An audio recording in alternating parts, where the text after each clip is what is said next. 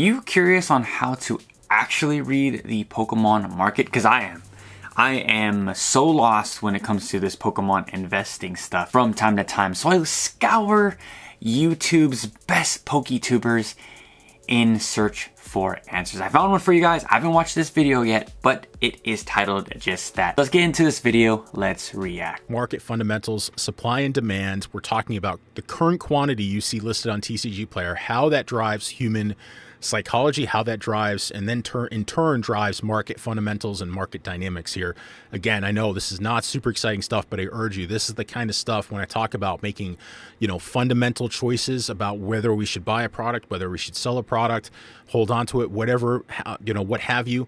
There are very few things in a subjective hobby like this that we can look at. This is one of them. So again, I urge you, stay tuned and let's start diving into some stuff here. So how the Pokemon market works. People hop on TCG Player like myself. We see green candle go up. You have two emotions. You get happy because you've held for so long.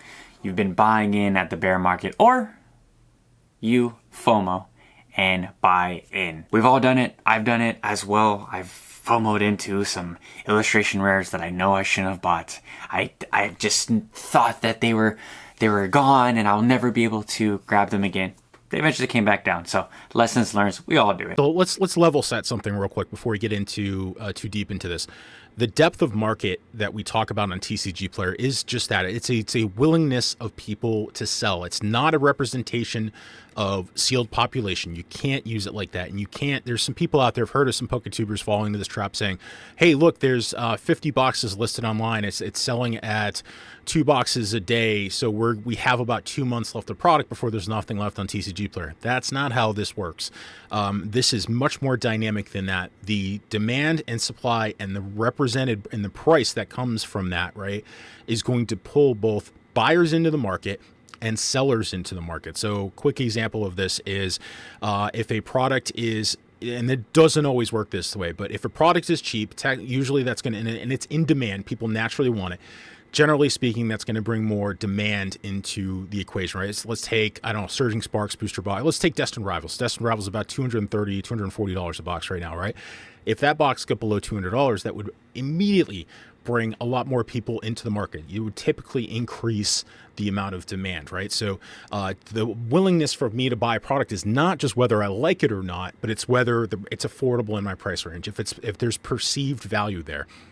Now, that's not always true. We talked about this in previous videos where, these toxic assets, these products that are now beloved. Let's talk about Paradox Rift. Let's talk about Paldea Evolved, Obsidian Flames, boxes that are well over $200, some over $300, and how at one point in time, no one wanted them. So in some way, shape, or form, something can be too cheap and can turn off that demand spigot. And you almost need, again, that self-fulfilling prophecy, that self-fulfilling price action where it starts to gain some traction and the rest of the market sees that price action and says, well, number one, I don't want to miss out. And two, okay, maybe this is worth something. I don't agree with that. I don't think we should trade like that momentum trading. These are all gems. He's like really putting all of us on. I'm waiting for the day where we can, I understand that there is like those consignment services where you could send your sealed product to a certain area and then, or a certain company, and then they'll hold it and then they sell it and you get your portion. But I'm waiting for the day where we can go long and short on Pokemon products. I think or when Pokemon is publicly traded. I cannot wait for that day, and then we'll get into the real depths of Pokemon investing. But yeah, I'm learning a lot of stuff, guys, right here with you guys. This is not the typical reaction drama or hot takes, but I thought this was a great video, and it's, like I said, it's teaching me a lot, and I hope it's informing you guys. Not everything has to be this like crazy content. So hopefully we all find value in this video, and I'm sure we will. Again, I think we should go back to the fundamentals of, really just, do I like the product? This is a willingness to sell, specifically at this price, right? So for instance, I'm an investor. If I have Surging Sparks, I think that's what I have on the screen right now, Surging Sparks booster boxes from TCG Player. I may not be a seller at $230. If this jumps up to $500 tomorrow, I might be a seller, right? So the same thing that we talked about on the demand side and the purchasing side of things works on the same side in the sell side, right? So again, if a price goes up, that's going to draw more sellers into the market. So if the number of boxes listed, the number of products listed on TCG Player, if that drops, the price is probably going to go up, right? Basic supply and demand, and that's going to pull additional supply into the market. So let's look at Evolving Skies here. So you can see 178 boxes listed on TCG Player. This got down to about $100 a box. 100 boxes at one point. The price started to jump up, and what happened? That brought more sellers into the market. Yeah, there'd just be a lower quantity, and then people were like, okay, I need to fulfill that quantity. And they think it's an opportunity to sell, and then they come in, sell. So very, very interesting. Enticed sellers who were not sellers at a certain point, a certain price level, to bring their product to the market. So you cannot use the current quantity listed as a churn rate. And they also need to put some filters on because there'll be Japanese boxes in English, there'll be some Korean boxes in the Japanese, but that's for just a gripe I have with TCG Player. We can have all this like high tech, and they need to update the interface as well. Like this is like caveman stuff, but again, just my 2 cents. Again, I think that's completely false. That's just not the secondary market is a willingness to sell. And that is going to change for people, obviously, especially folks that everyone who's selling a box, regardless of whether you're an investor or collector, wants a return on that product, even if I'm just a collector, right? And I'm looking to get out of this product for whatever reason. Maybe I want to get something else. I want to maximize the amount of money I'm getting out of that product, right? So I'm going to look at that secondary market, whether that's TCG Player, eBay, in-person, Facebook Marketplace, wherever, and see what that price is. And it's either checks a psychological box in my head, it checks some kind of formula I have, and I bring that box to market, I sell it on that market, or I don't. So I like to use TCG Player just as a metric to kind of fill out the total market. I don't really sell on TCG Player. I mostly sell on Facebook and OfferUp. I find that much more easier, but I sell these boxes before they get super crazy. So for example, I just don't want to sell boxes once they get to like the $1,000 ranges. In person, I don't feel comfortable. I don't want to meet anybody in front of a Target or in back of a Safeway to potentially get robbed or X, Y, and Z. Especially in a bull market. Again, it's a little bit more safer during the bear market because it'll just be the collectors really. They're trying to grab some of this product. Again, you can sell it to LGSs, but they're going to offer you really bad pricing. Card shows are great for trade. I believe that's when they're like most valuable is during trade.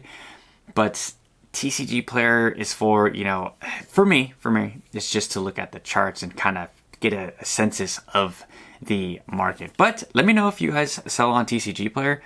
Have you had positive interactions with the website? Is there something that you would want to see changed? Let me know. So this is true of anyone who's putting product in the market, regardless of investing or selling. So this is really a form of price elasticity of supply, today, where price of a product increases and surfaces hidden or shadow inventory into the market. So this is pretty unique to collectibles, again, where you're going to have a lot of product that's sitting on shelves. Again, whatever the reason for that is, right? It could be it's sitting on store shelves. Store shelves sometimes, local game stores will keep product away for years and kind of have that. They want to have that supply.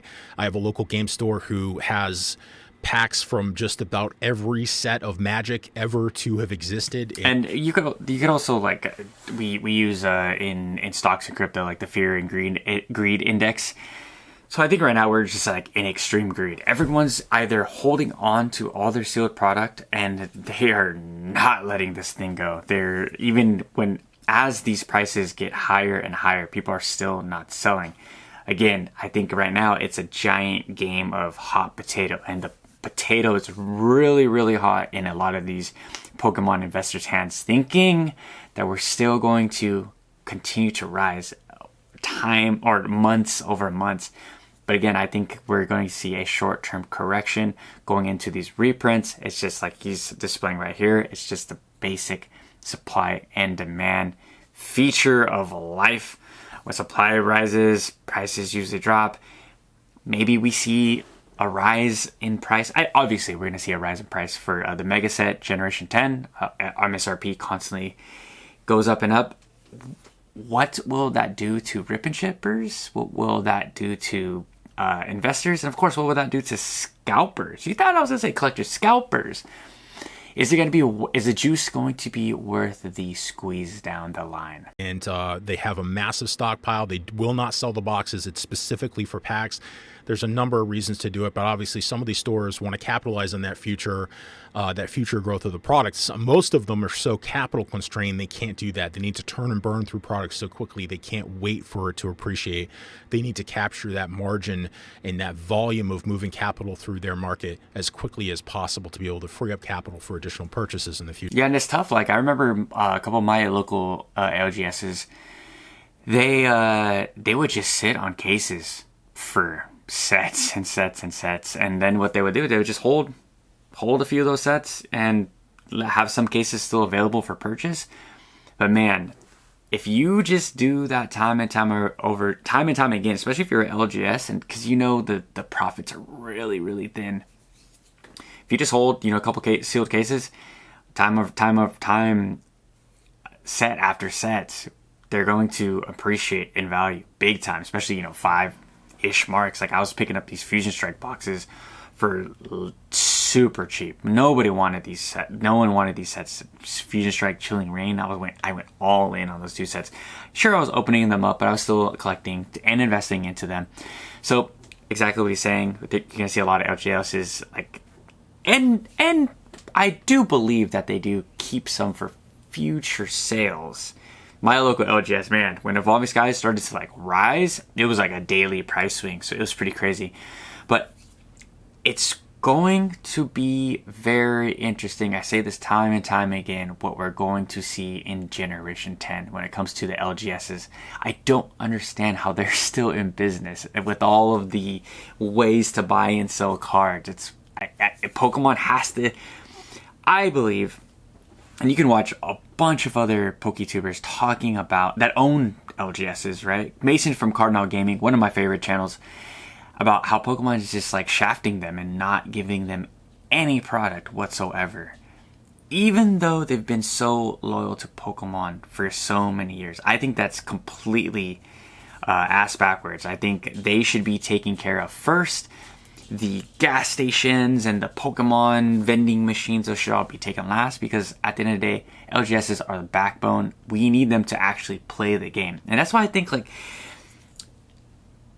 I'm not calling for the death of the LGS, but I think that it's soon to come. And what will replace these tournaments and tournament events, I don't know. I want to hear from you guys. I would hate to see LGSs go. Because when I was a kid, I loved going to LGSs. I loved going to comic book stores. That was my thing. So it sucks. It sucks seeing what could happen. The rise of Amazon as well. If you're an American, you could just buy Pokemon cards. But it's just not the same. I want to go in there. I want to touch a card. I want to smell the cardboard and the comic books and all that. That sounds weird, but you know what I mean. The vibe of the comic book and LGS store. It's going to be crazy going into Generation 10. What can we see as far as supply and demand? Future. So price elasticity really is a measurement of the change in demand for a good or service in relation to its change in price. And again, this happens both on, when we say price elasticity of demand, it happens both on the demand and the supply side as well. And this is pretty basic stuff. When prices rise, demand usually drops. When prices drop, demand usually rises. Again, not always the case in Pokemon. It can be too cheap.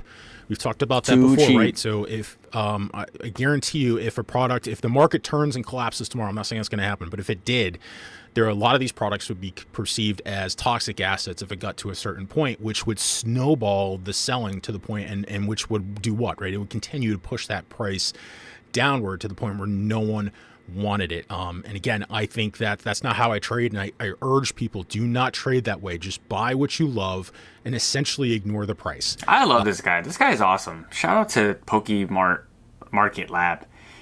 Yeah, if he said he's also an investor, I haven't seen too much of his content, but he has his head on right.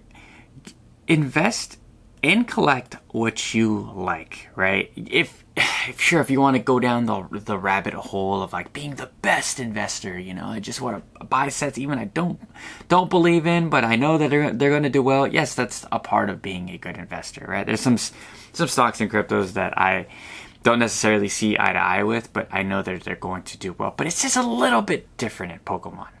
It's just different. I like to buy the sets that I had fun opening. They provide like a really good memory in my head during that time, something that I can just like hold and feel something.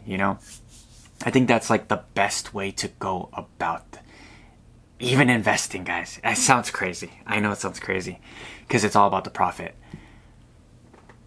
But that's kind of why I haven't bought Prismatic Evolutions and I haven't invested in Prismatic Evolutions, because I just don't have any ties to it. I enjoy some of the cards. I own some of the cards, but I just don't see the long-term value. For me, I know it's going to do well, and maybe I'm going to miss the boat.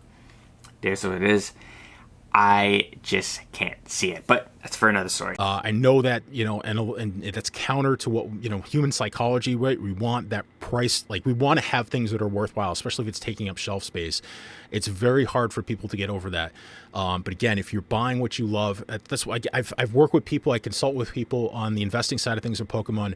And I'm telling you, the people that have made tremendous amount of money, it's not people buying Surging Sparks at 250 now, Destined Rivals at 200 plus, Paldea Evolved at 300 plus. I'm not saying they're not going to make money.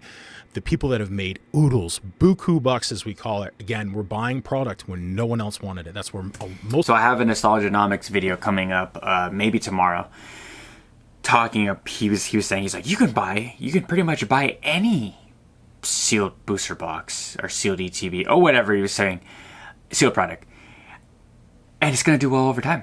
It's gonna, you just hold it for 10 years. It's gonna do well. It's like, yeah, Alex, no shit. Like, we all understand that concept, but your